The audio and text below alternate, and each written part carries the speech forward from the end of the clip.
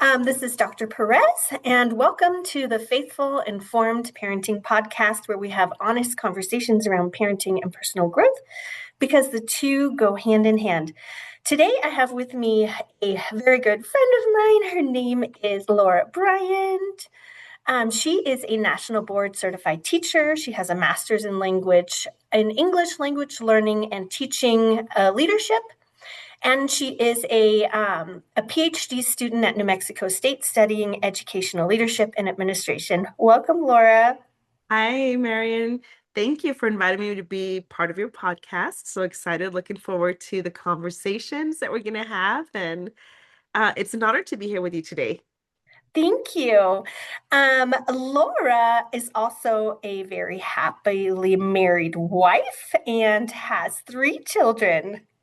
Yes, I've been married for 17 years, and we are actually a blended family. We have yours, mine, and ours. Our oldest just graduated from the Police Academy in Kansas. Our middle one is a student at New Mexico State University, but he just recently decided to enlist and join the Army. Yes, I know. Um, and then our baby girl, who is 14, but thinks she's 21, sometimes 30, and we are planning her quinceañera. That's going to be this upcoming year. She's going to turn 15, and she wants that celebration, and she's my only daughter, so we're going 100 miles per hour right now, getting all the details and planning her quince, and it's just a beautiful thing to have and do for any girl raised in a Hispanic family. Oh, that's so beautiful. And she's also an amazing barrel racer. I love Yes, watching her pictures. she rides horses. She is a little champ in her category for barrel racing. She just recently participated in the Southern New Mexico State for Royalty pageant, and she was crowned Junior Rodeo Princess to represent Southern New Mexico State Fair. So she's already a little overachiever. She has several titles under her belt for her age compared to me when I was growing up. So yes, I'm one proud mom. I have three amazing, beautiful children, an amazing husband that I always tell him, thank you. I don't know how you put up with me, but you always support my crazy ideas. And um, he is one of my biggest cheerleaders, but I'm the same for him and our children. So I think we have that family where we're always encouraging, loving, supporting, and just walking life together because life is not easy. It has its challenges, its ups and downs, but it also has its successes when you have that support system in place. You do. It's like, it reminds me of the conversation we had earlier about healing our past generational trauma. And one of the best ways for us to do that is to be in safe relationships. And so when we're granted that safe space, it allows us to be healed, transformed, and to blossom. Yes, yes. And sometimes, you know what?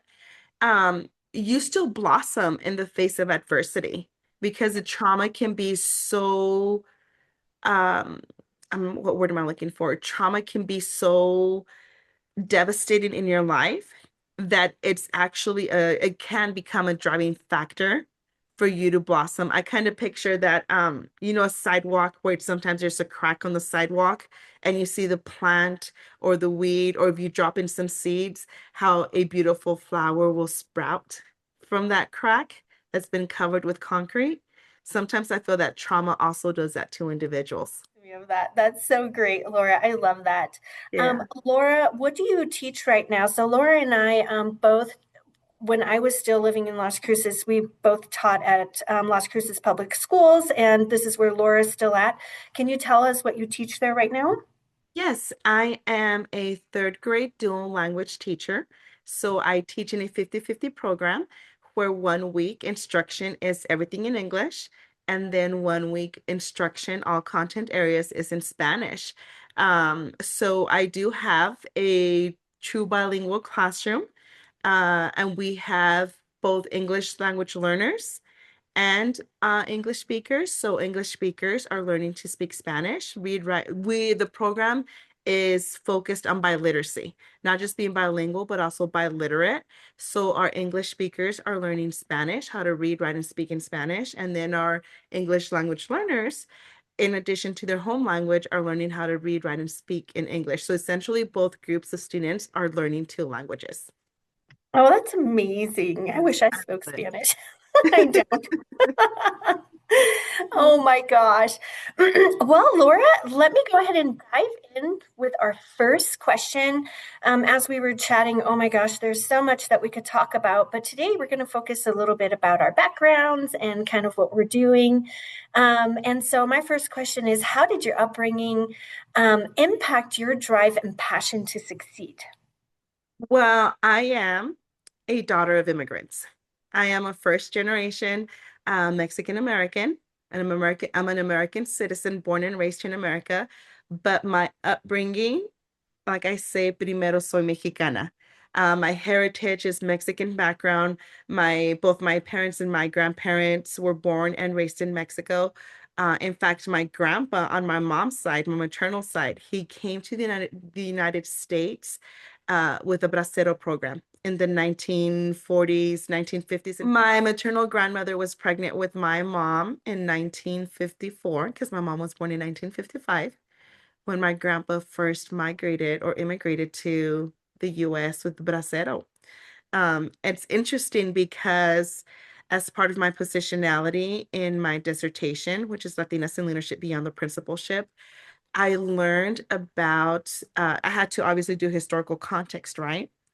And I learned on why the Bracero program was created, and I started crying. It was created because I always struggle with this word. I believe it's when you illegally deport American-born citizens to another country based on their heritage, but they were truly American citizens. And that happened to many American, Hispanic, in this case, Mexican men and women and children during World War I and World War II. And when there was no more men to work the land, they said, oops, sorry, Mexico. We illegally deported true American citizens back to you. Can we please have them back because all of our men are at war? Or what America decided to say, oops, sorry, Mexico, we illegally deported a bunch of um, American US citizens who are Mexican heritage. So we'll create this bracero program as part as a repatriation program. But while this repatriation program is being set in place, we'll also allow for any other Mexican who would want to come and work in our land, and in the process, we will offer them legal status. So thinking that my grandpa came over here with that in mind, it was just like, wow, it was very interesting. I cried during that part of my dissertation. Um, so my upbringing truly impacted my drive and my passion to succeed because again, according to statistics, I'm not supposed to, I mean, first of all, I'm clearly not a traditional student. I'm already in my 40s, working on a PhD. But then also to statistics, my dad has a third grade education. My mom graduated high school. Both my grandparents on both sides, maternal and paternal, their education in Mexico was probably third, fourth, fifth grade education. So growing up, my grandparents and even my mom and my father were labor workers. They were field workers. And they would always tell us, pónganse en las pilas, échenle ganas en la escuela.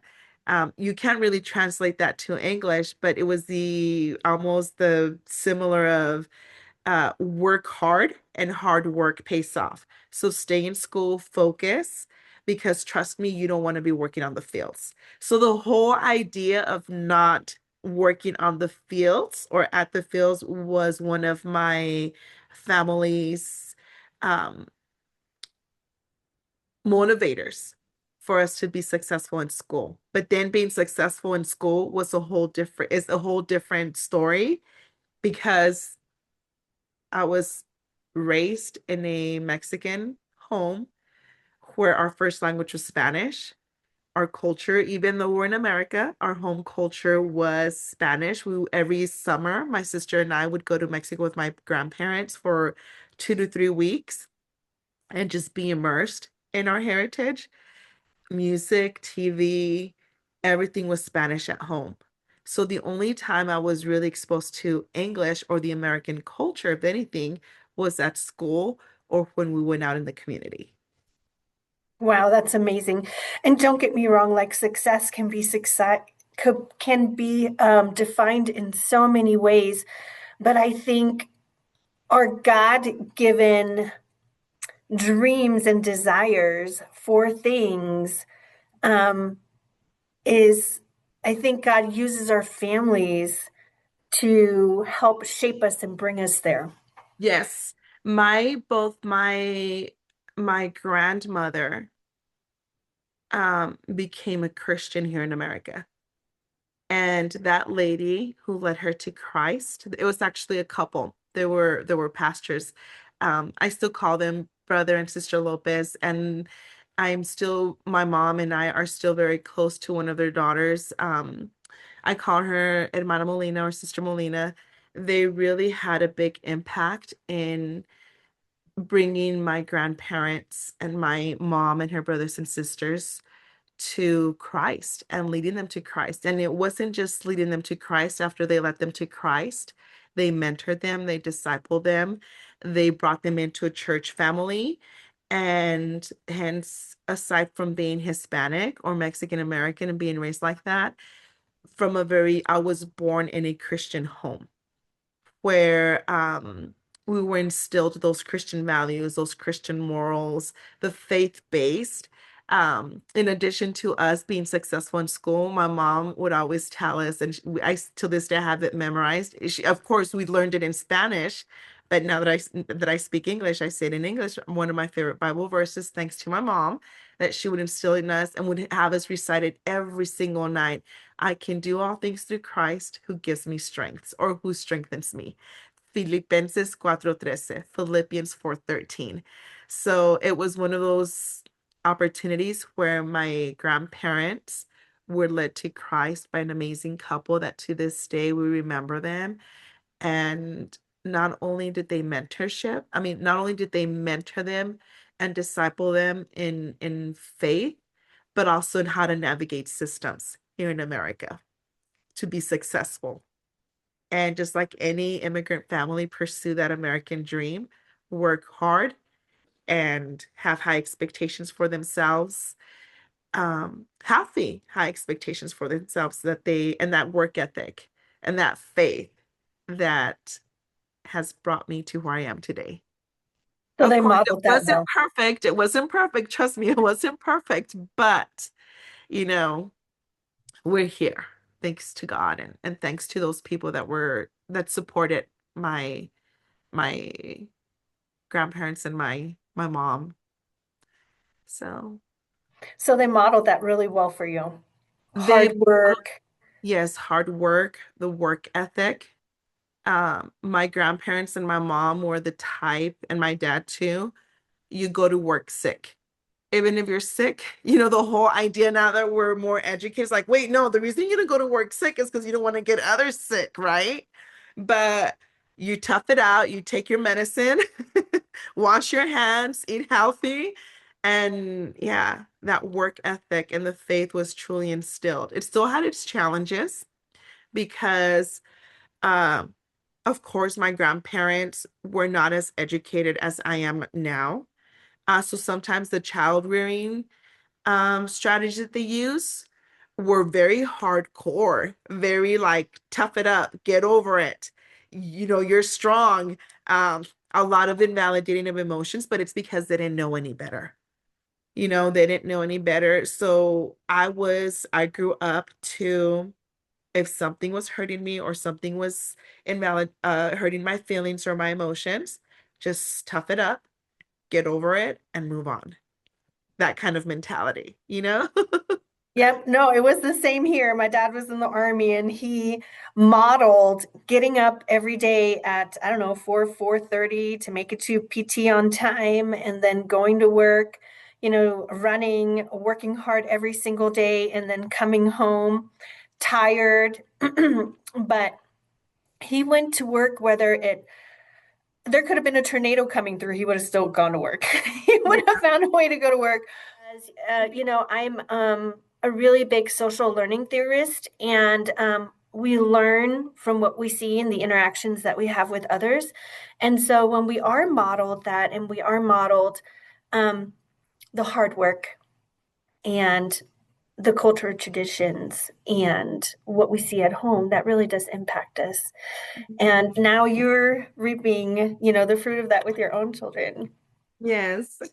And I feel that compared to me when I was their age, they are already successful in so many areas, not just in their education, um, but I pray to God that also socially and emotionally, uh, not only are they aware of themselves, but also aware of others in a healthy way, because we can be aware of ourselves and aware of others in a very unhealthy way where comparison and envy and jealousy can take over and really hurt our self-esteem. Um, but hopefully I've modeled the opposite to them, to where they're strong, they're brave, they're courageous, they're confident. And I know they are. I know they are because, for example, my middle one and even Aviana, sometimes the way they express their opinions or the way they express themselves in my era, that would have been rude and disrespectful because I was taught if we're telling you something or giving you advice, you just listen and be quiet. You don't say anything because that's talking back. You don't give your opinion because that's talking back. You just listen and follow through because we said so. And now I'll have conversations with my children to where I'll be scolding them or I'll be giving them advice and I can tell they don't like it. But I know that as for myself in my own little nuclear family, I've taught them to express themselves as long as it is in a respectful way with dignity and again respect. Yeah, you're allowed to think different from me and I'm okay with that. To where I would was thinking different, I would question, but if I thought different or question, it was like I was being a rebel, you know? And I was dishonoring the family, even though I wasn't meaning to do that. Those were not my intentions. It was the parents and the grandparents were, I don't want to say the law, but had the last word. 100%. It 100%. was their way or the highway in my Yes. home. Yes. It was do as I say, sit down and be Mhm. quiet. And I am the same. I encourage my children to have dialogue with me as long as it's done in a healthy and respectful ways, because to me that also is so important as a foundation to build relationships. Because when children are able to express how they're feeling, what they like, what they don't like, and when they're able to ask questions to understand where you're coming from, it really builds a foundation of safety. It's like a Mhm. safety net. Oh, I can talk to you about things. Oh, we can have a discussion about this. Oh, you actually will reason with me, or come to middle ground with me. Oftentimes we do that. Okay, like we can't do this, but we can do this. How does that sound? Or here's like two options we can do Yes. versus this. And I think it just allows for a really, I shouldn't say I think, I know that it allows for a very safe relationship. And then they carry that into everywhere that they go. As Yeah. adults, they don't become the people pleasers. I've read, in other in readings that I've done, um, when you allow your child to have that voice and you're teaching them so many other social skills, self-advocacy. If somebody's giving feedback to them, they're not taking it personal and they don't become defensive. Rather, they're like, okay, you're giving me feedback. There's room for growth. Um, to whereas we have a whole generation, like our generation, that still can't take feedback, whether it's positive or negative, because we personalize it, you know? So it does have its long-term effects that we carry on to adults.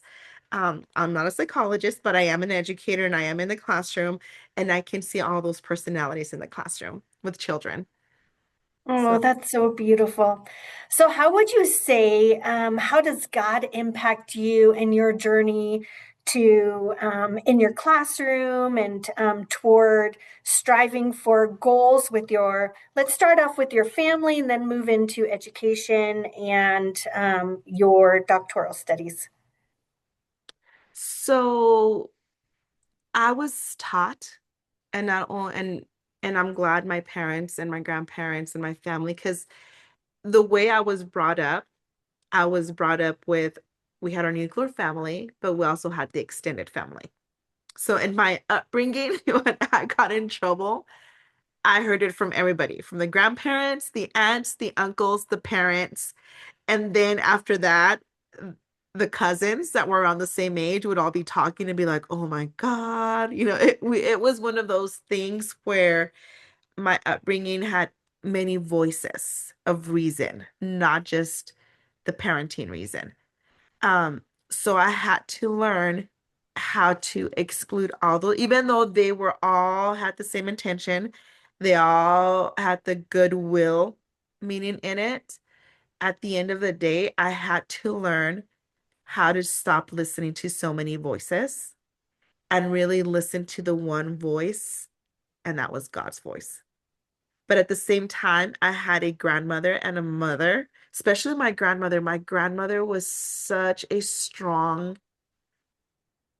example of what it means to pray and have a relationship with Christ, with God. I remember her praying, not just by herself, but she had again the couple, hermano and hermana Lopez, and she had another BFF, Sister Padilla. She had these two little old lady friends that they were always praying. And when I say always praying, if the phone would ring and we couldn't hear what the conversation was about on the other end, but all of a sudden we would just hear my grandma start praying for whatever it is that they told her, and then they would go off, and so I think that was my foundation, is that despite all these voices that we had and how we were raised, at the end of the day, we had a strong model of ignoring all those voices and finding God in the midst of that chaos, in the midst of um, everything that was going on. While we were not allowed to express our feelings out loud, while we were not allowed to express our opinions out loud, we were taught whatever you're feeling, whatever you want to say, take it to prayer and leave it at God's feet.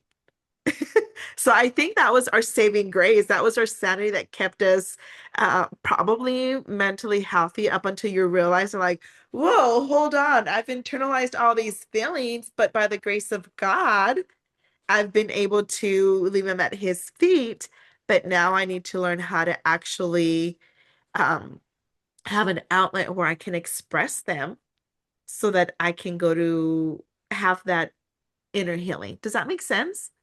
Totally. And I'm actually going to change where I was going with this because I want to ask you, how does that experience impact you as a parent now? It's hard. It's hard because sometimes I still struggle, me myself, with invalidating what I'm feeling, internalizing my feelings.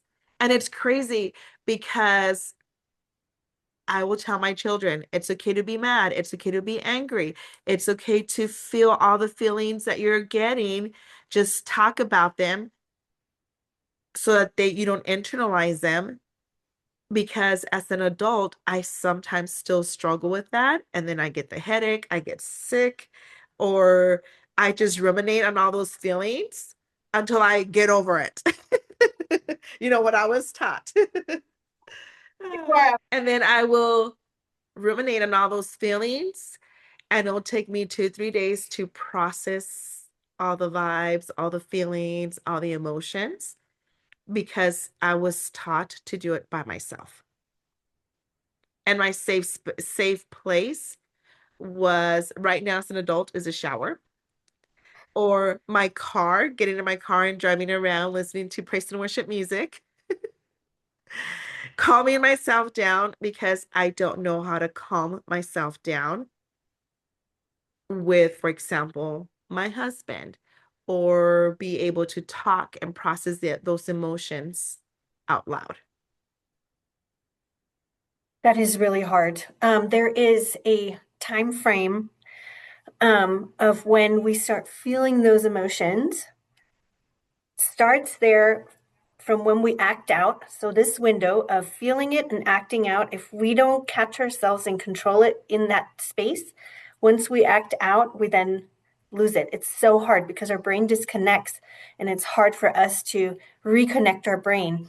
So, one thing I've worked really hard on trying to connect to my brain because my kids will trigger me and I thought I've healed all my trauma and then I tell them to express themselves and then when they do I'm like, is she really saying that right now? Oh no.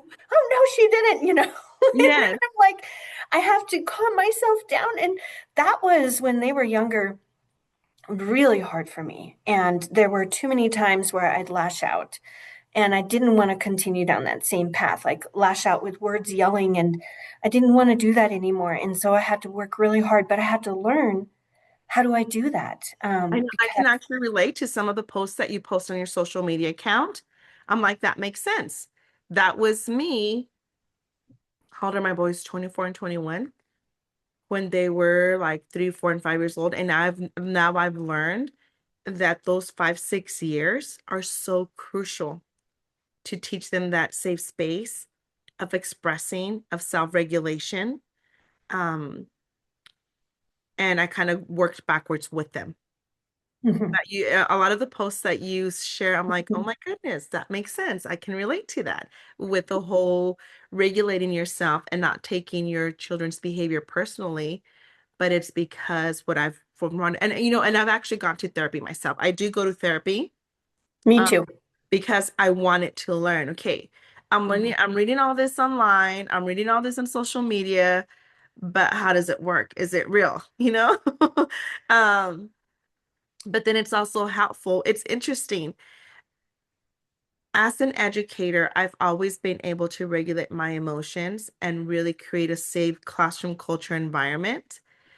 But then for the longest time, and I knew this,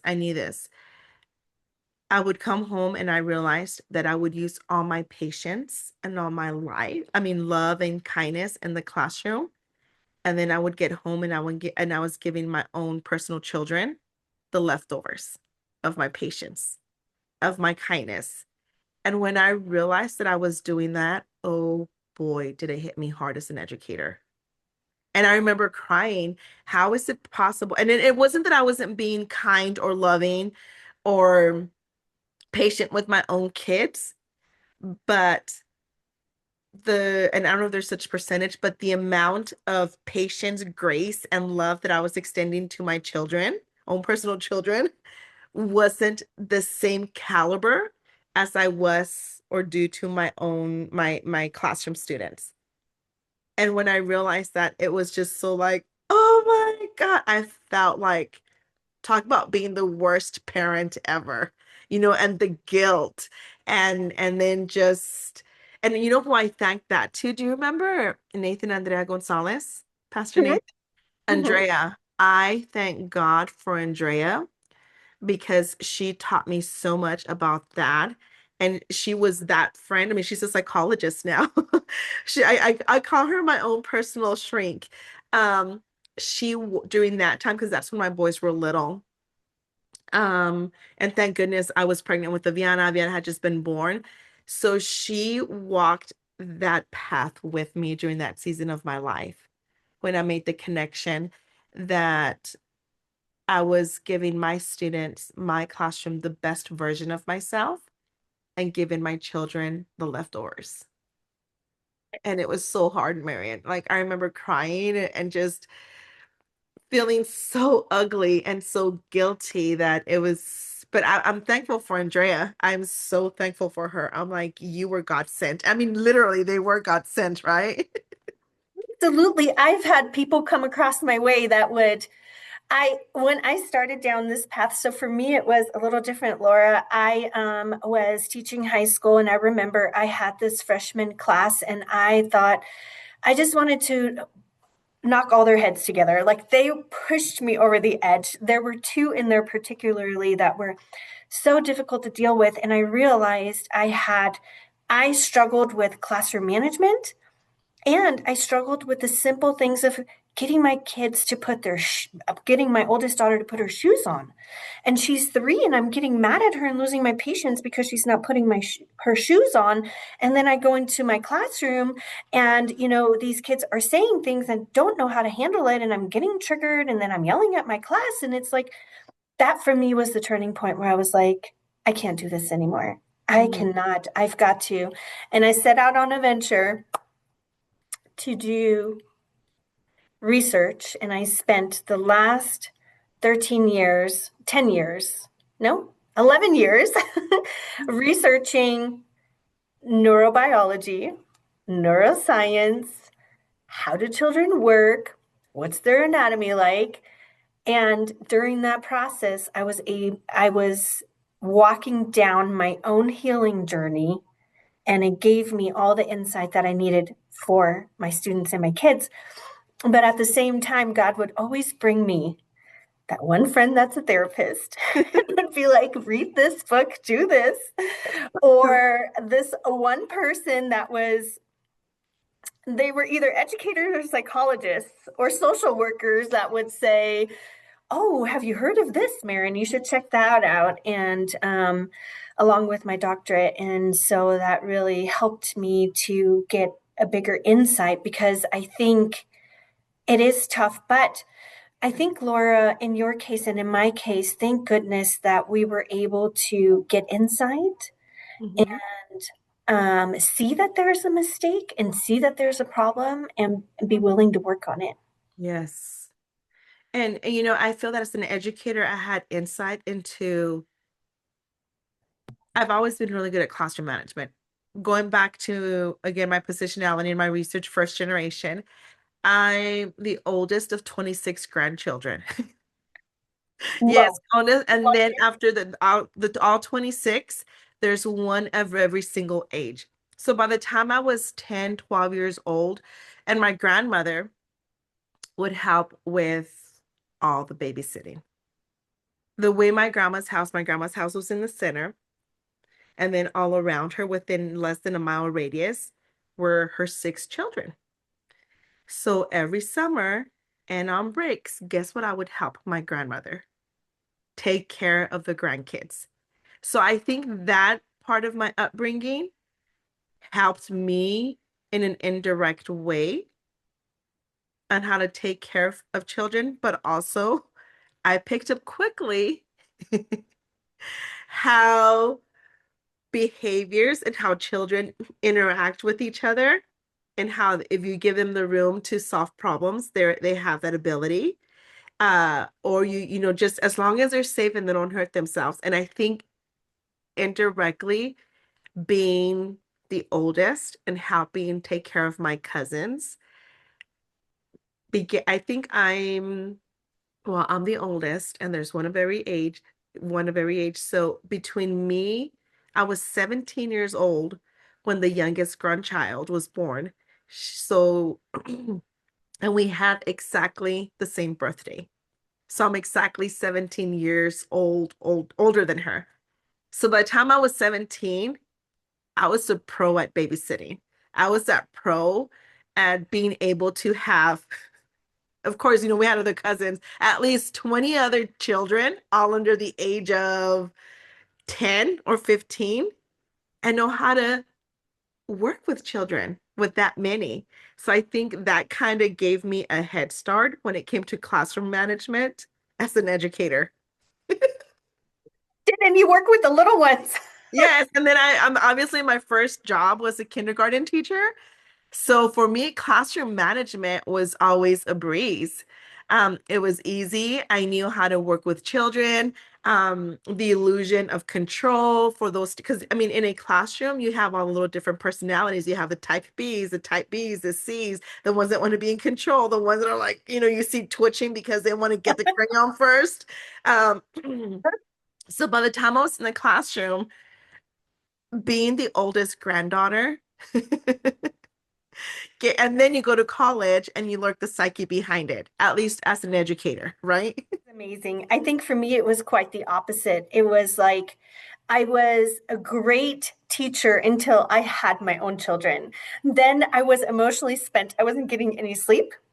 I was I was exhausted, and then I'd walk into my classroom of adolescents, and I didn't know anything about their brain development or what was happening in their bodies, and I expected them to have a certain kind of behavior.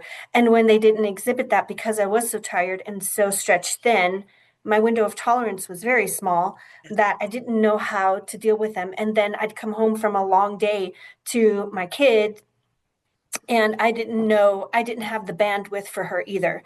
Yeah. And what I really realized was that it that although I was stretched thin, the biggest problem was my own unresolved trauma.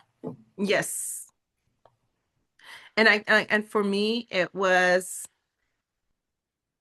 my trauma was get over it, tough it out, and invalidate your feelings as possible as you can. Your feelings at some point don't matter, they don't exist because you have to be tough. You have to get ahead. You have to work hard.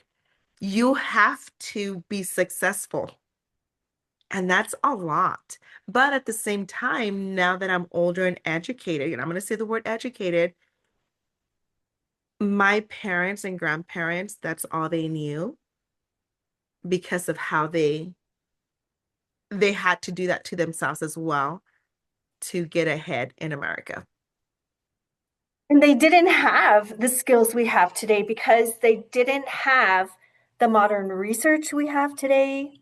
They may have not known how to read and write. I mean, my parents didn't have, they didn't go beyond high school, and they certainly didn't know about the understanding of further developing yourself. And I think as teachers, though, that's one thing that's always ingrained in us is that we need to continue to learn and be Yeah. lifelong learners and reflect on our practice. And that spills over then into reflecting on our own personal life to see what's going good and what isn't going good. But yeah, my parents definitely they didn't have they didn't nobody had taught them that, and so they didn't have that either. So I was in the same boat as you. It's like, be quiet.